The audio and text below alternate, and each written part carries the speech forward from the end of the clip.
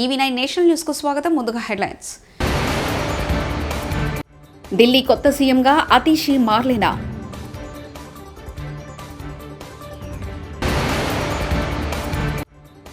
ప్రధాని మోదీకి తెలుగు రాష్ట్రాల సీఎంలో బర్త్డే విషెస్.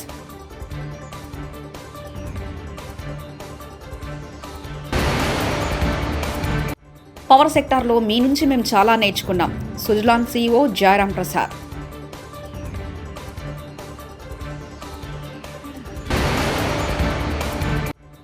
ఢిల్లీ పెద్దల మెప్పు కోసమే రాజీవ్ గాంధీ విగ్రహ స్థాపన. కేటీఆర్.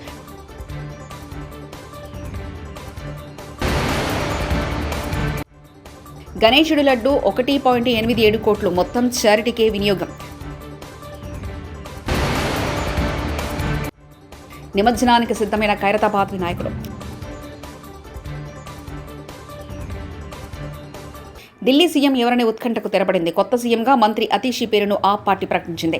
సీఎల్పీ నేతగా ఆమెను ఆప్ ఎమ్మెల్యేగా ఎన్నుకున్నారు. అతీషి పేరును పార్టీ అధినేత కేజ్రీవాల్ ప్రతిపాదించగా ఎమ్మెల్యేలు ఏకగ్రీవంగా మద్దతు తెలిపారు.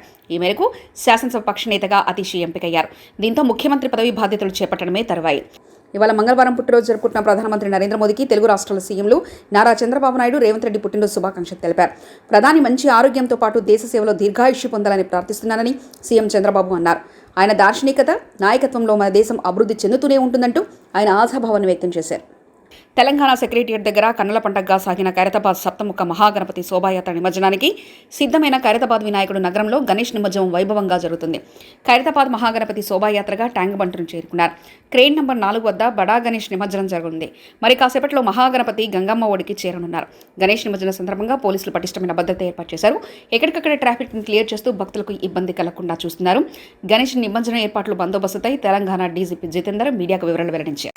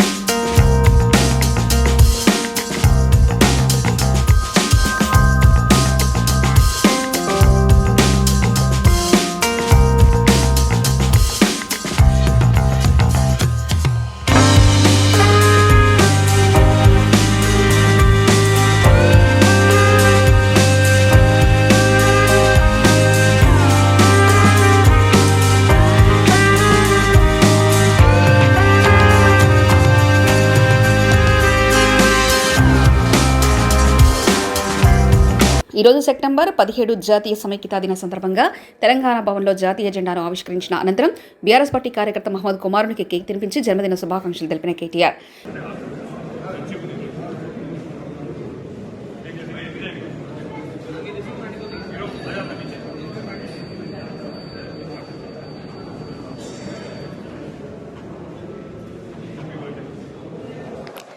ఢిల్లీ పెద్దల మెప్పు కోసం రాజీవ్ గాంధీ విగ్రహ స్థాపన. రేవంత్ రెడ్డి గతంలో సోనియా గాంధీ బలిదేవతాని, రాహుల్ గాంధీని ముద్దపప్పు అని తిట్టారు. ఇప్పుడు వాటిని కవర్ చేసుకోవడానికి రాజీవ్ గాంధీ విగ్రహం పెట్టారు. రాజీవ్ గాంధీ కంప్యూటర్ కనిపెట్టారని రేవంత్ చెప్తున్నారు. కంప్యూటర్ కనిపెట్టిన చార్లెస్ బాబేజ్ ఆత్మ ఎక్కడున్నా బాధపడుతుందంటూ కేటీఆర్ వ్యాఖ్యానించారు. ఏం చెప్తున్నాడు? రాజీవ్ గాంధీ గారు కంప్యూటర్ కనిపెట్టిండట. ఇక నీకు ఎంత తెలివి ఉందో దీన్ని బట్ట చెప్పొచ్చు. అయ్యా రేవంత్ రెడ్డి గారు, నీకు తెలియదు. దరిద్రం ఏంటంటే నీకు తెలియదన్న విషయం కూడా తెలియదు. నీకు ఎవడు చెప్తే ఇనవు. కంప్యూటర్ కనిపెట్టింది రాజీవ్ గాంధీ కాదు నాయన, చార్లెస్ బాబేజ్ అన్నట్టు ఆయన. పాపం ఆయన కనిపెట్టిండు. ఆయన బాధపడుతున్నాడు. ఎక్కడున్నాడు కానీ ఆయన ఆత్మ అది బాధపడుతూ ఉన్నది. రాజీవ్ గాంధీ గారు భారతదేశానికి కంప్యూటర్ పరిచయం చేసినట్టాడు. రాజీవ్ గాంధీ గారు కంప్యూటర్ పరిచయం చేయలేదు భారతదేశానికి. 1955లోనే టాటా గ్రూప్ వాళ్ళు బొంబాయిలో మొట్టమొదటి కంప్యూటర్ను వాళ్ళు తీసుకొచ్చినారు. ఇది నీకు తెలియదు. ఆ రోజు రాజీవ్ గాంధీ గారికి 10 ఏళ్ళలో 12 ఏళ్ళలో. ఇది నీ తెలివి, ఇది నీకున్న పరిజ్ఞానం. వినాయక నిమజ్జన సందర్భంగా హైదరాబాద్లో ఉదయం 6 గంటల నుంచి ఎల్లుండి సాయంత్రం 6 గంటల వరకు వైన్స్ బంద్ చేయాలని ఆదేశించారు కమిషనర్. రాజీవ్ గాంధీ విగ్రహాన్ని తొలగిస్తామంటున్నారు. విగ్రహం కూలగొట్టడానికి ఎవడొస్తాడో రండి, తారీఖు చెప్పండి, ఎవడు వస్తాడో నేను చూస్తా అంటూ సీఎం రేవంత్ రెడ్డి వ్యాఖ్యానించారు. ఇవాళ మనం పెట్టిన విగ్రహాన్ని అవహేళన చేసి తొలగిస్తామంటారు. ఎవడ్రా తొలగించేటోడు? ఒక్కడు రాండి, ఎప్పుడు వస్తారో తారీఖు చెప్పండి బిడ్డ. రాజీవ్ గాంధీ విగ్రహం తీస్తారంట, ఎవడొస్తాడో నేను చూస్తా. మహబూబాబాద్ జిల్లాలో అమానవీయ ఘటన. ప్రజాపాలన వేడుకల కోసం డీసీఎం వాహనంలో పశువులను కుక్కినట్లు 200 మంది విద్యార్థులను కుక్కి తీసుకెళ్లిన కస్తూర్బా గాంధీ పాఠశాల టీచర్లు మీడియా కంటపడడంతో విద్యార్థులను ఆటోలో తిరిగి పాఠశాలకు పంపిన టీచర్లు. 4 కూర్చునే చిన్న ఆటోలో సైతం 10-12 మంది విద్యార్థులను కూర్చోబెట్టి పాఠశాలకు తరలించారు టీచర్లు.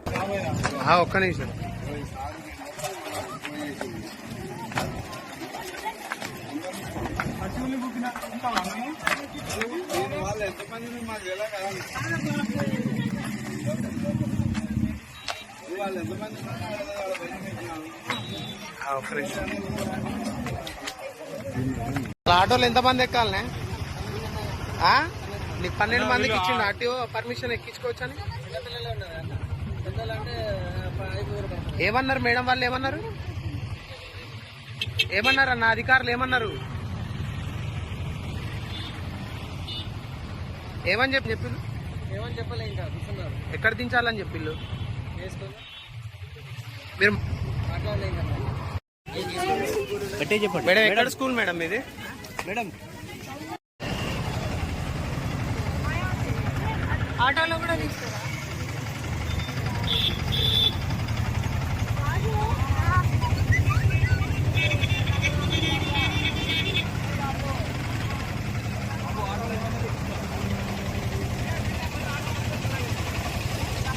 హైదరాబాద్లోని బండ్లగూడ జాగిర్లో గణేష్ లడ్డు రికార్డు స్థాయి ధర పలికింది. కీర్తి రిచ్మండ్ విల్లాస్లో జరిగిన వేలంపాటలో 1.87 కోట్లకు దక్కించుకున్నారు. విల్లాలోని కమిటీ మొత్తం కలిసి దీన్ని కైవసం చేసుకున్నారు.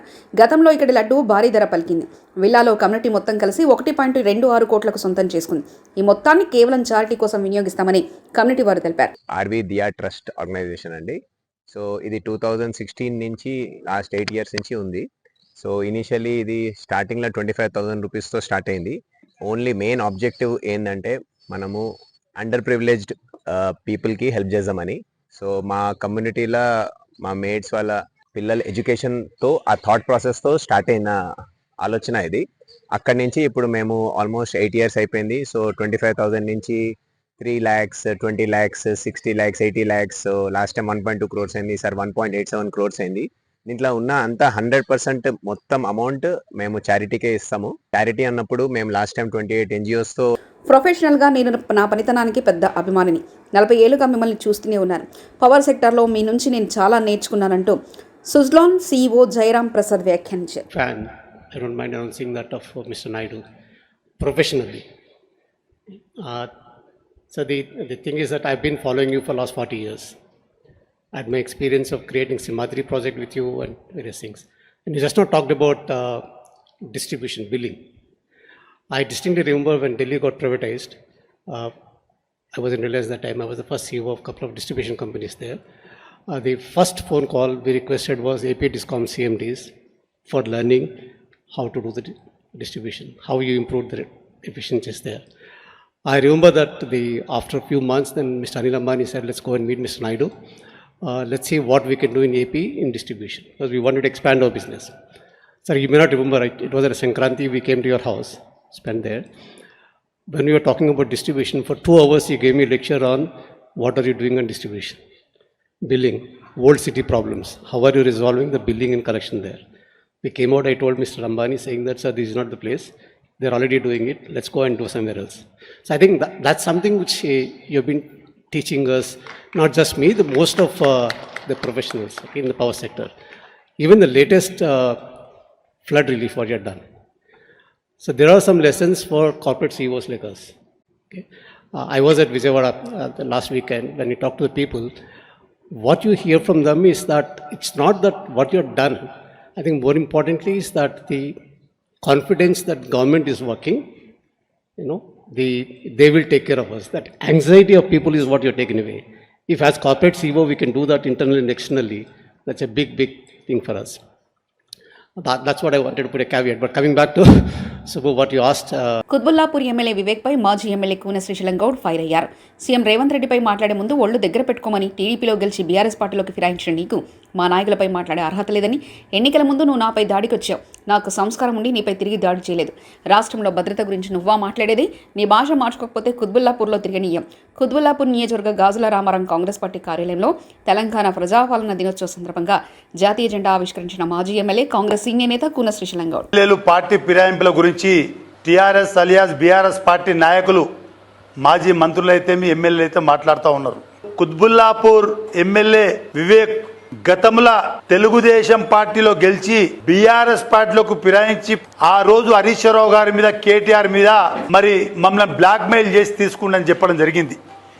మరి ఈరోజు కుత్బుల్లాపూర్ ఎమ్మెల్యే పార్టీ ఫిరాయింపుల మీద మాట్లాడుతూ మా రాష్ట్ర ముఖ్యమంత్రి రేవంత్ రెడ్డి గారిని ఏవైతే భాష మాట్లాడిండో ఎమ్మెల్యే వివేక్కు ఒక్కసారి గుర్తు చేసుకోవాలి. లా అండ్ ఆర్డర్ ఎక్కడుంది, మాకు భద్రత లేదంటున్నావు. మరి రూలింగ్ పార్టీలో ఉన్నప్పుడు, గతం ఎమ్మెల్యే ఎలక్షన్ అప్పుడు నువ్వు నా మీదకి వచ్చినావు బిడ్డ. ఆ రోజు తిరిగి నేను కొడితే నీ పరిస్థితి ఏందో ఒక్కసారి ఆలోచన చేసుకో. మాకు సంస్కారం అడ్డొచ్చి ఆ రోజు నేను ఆ పని చేయలే. కానీ నీకు సంస్కారం లేదు. కుత్బుల్లాపూర్ ప్రజలు నిన్ను గెలిపించుకుర్రు, కానీ ఈరోజు వాళ్ళంతా కూడా ముక్కు మీద ఏలేసుకుంటారు. వీడు రైల్వే స్టేషన్ల ఫుట్పాత్ మీద ఉండే పల్లీలు బటన్ అమ్ముకున్నాడు, కానీ అధ్వానం భాష మాట్లాడుతూ ఉండు. ఇటువంటి వ్యక్తి మా కుత్బుల్లాపూర్ ఎమ్మెల్యే అని చెప్పి కుత్బుల్లాపూర్ ప్రజలు వాళ్ళు ఆలోచించే విధంగా నీ యొక్క వ్యవహార శైలి తయారైంది. నీ యొక్క భాష మార్చుకోకపోతే మంత్రులను కానీ, మా శ్రీధర్ బాబు గారు కానీ, పొన్నం ప్రభాకర్ కానీ, అదేవిధంగా రాష్ట్ర ముఖ్యమంత్రిని ఏదైతే నీ భాష మాట్లాడుతున్నావో నిన్ను కుత్బుల్లాపూర్ కాన్స్టిట్యున్సీలా గల్లీల పొంటి బగాంచి కొట్టిపిస్తామని చెప్పి కూడా నేను హెచ్చరిస్తూ ఉన్నాను. ఎందుకంటే నీ స్థాయి కాదు, పార్టీ ఫిరాయించిన నువ్వే మాట్లాడుతున్నావంటే నీ యొక్క భాష కంట్రోల్ చేసుకో, నీ నాలుకని కంట్రోల్ చేసుకో, లేకపోతే ఈ ప్రాంతంలో తిరగనీయమని కూడా హెచ్చరిస్తూ ఉన్నాను. ట్యాంక్ బండ్ వద్ద గల గణేష్ నిమజ్జన ప్రక్రియ వైభవంగా సాగుతుంది. యువకుల ఆనందోత్సవాల మధ్య వివిధ ప్రాంతాల నుంచి వచ్చిన గణనాథులు గంగమ్మ ఒడికి చేరుకున్నారు. గణపతి నామస్మరణతో ట్యాంక్ బండ్ పరిసరాలు మారుమ్రోగాయి. గణపతి పప్ప మోరియా అంటూ భక్తులు నినాదాలు చేశారు. భక్తి పారవస్యంలో నృత్యాలు చేస్తూ గణనాథుడికి వీడ్కోలు పలుకుతున్నారు.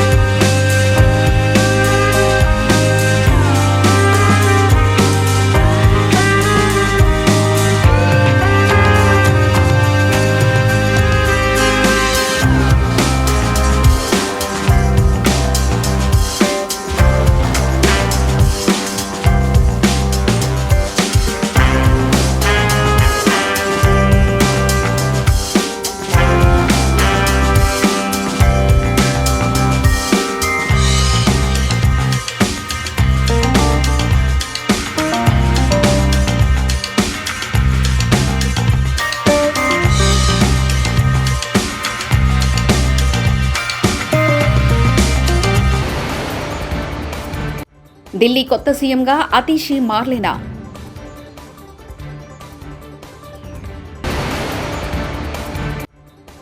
ప్రధాని మోదీకి తెలుగు రాష్ట్రాల సీఎంలో బర్త్డే విషెస్.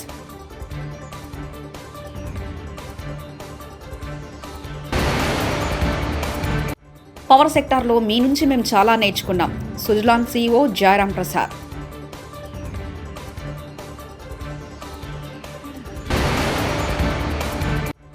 ఢిల్లీ పెద్దల మెప్పు కోసమే రాజీవ్ గాంధీ విగ్రహ స్థాపన కేటీఆర్.